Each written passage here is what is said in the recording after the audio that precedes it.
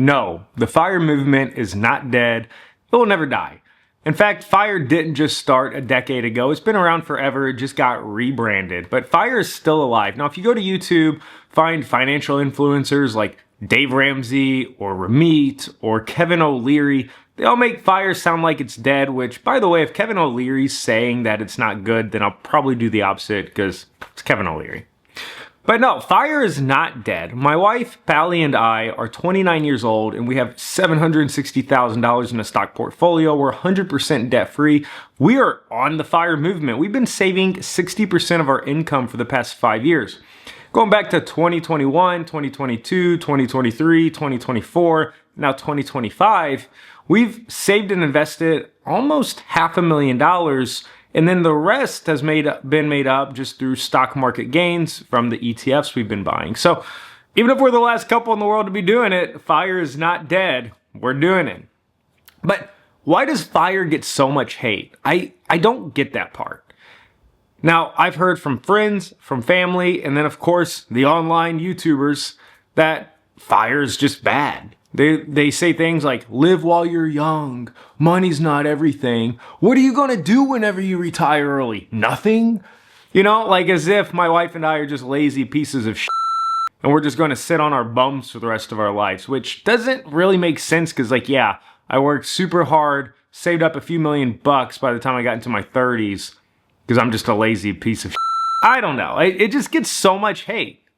But I think it's because FIRE, outside of the FIRE community, is so misunderstood. So FIRE stands for Financial Independence Retire Early. But I want to add on to that, especially the retire early. I like to say financial independence, retire early, in parentheses, from work you hate. And that to me is the key part of FIRE that a lot of people don't understand. The financial independence is everything. Especially when I think back to the work that I've been doing for the past 5 years. I've been in business development, cold calling, cold emailing, cold prospecting on LinkedIn, selling technology. I don't want to do this all my life. But the fact of the matter is most people are working jobs that they hate or at least just tolerate. Most of us need to go to work at a job we don't really want to do to make money, to be able to afford a life for our families, and to be able to save and invest for the future, and hopefully, by the time we get to 60 someday, retire. But that doesn't sound like living. Not even living while you're young. That sounds like a life sentence. I mean, I think people get better prison sentences than to work jobs they hate for 20 or 30 years.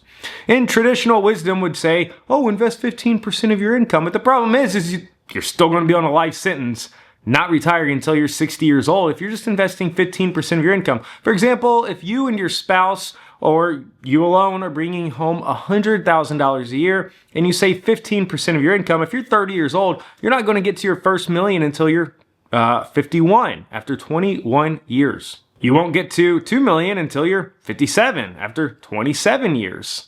And at 2 million, 57 is whenever you can actually now start saying, hey, my life is mine. Maybe I can retire and go do whatever I want. And that is at the heart of it all.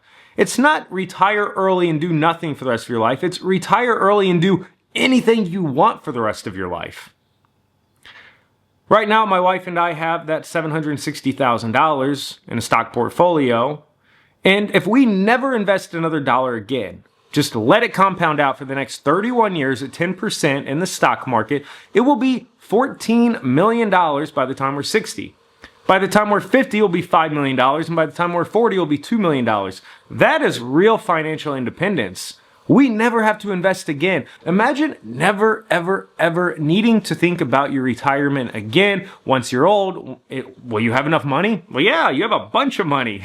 You're going to have so much money. And that's what we think. We're going to have so much money whenever we're older. We never have to even think about working jobs we don't want to work again just to get money so we can invest. Now, right now, what we're spending for yearly expenses is $51,600. That means each one of us just needs to bring home $25,800 a month.